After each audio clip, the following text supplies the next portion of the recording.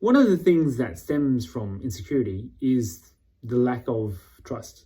And I can say that for many a year, I've never trusted anyone. When it comes to how I used to be, I would have walls upon walls upon walls.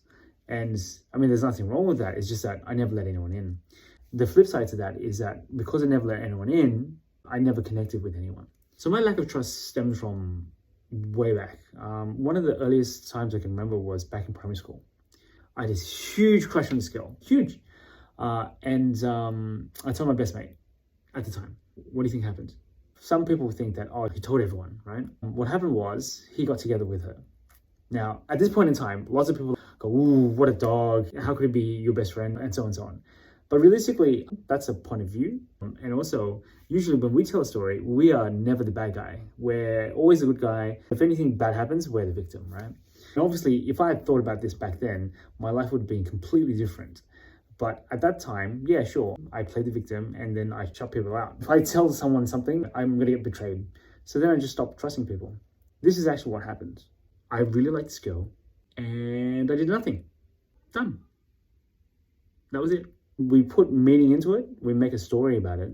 That's where drama comes in, right?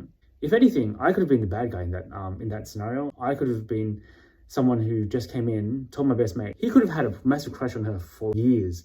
And when I told him, he'd be like, oh no, if I don't do something now, I'll lose her. You can have whatever story you want to make about it, but I mean, that's it, right? For me, that lack of trust started early and it, compounded over the years, which meant I was someone who didn't trust anyone. And when you think about it, if you can't trust anyone, how can you interact with people? How can you connect with people?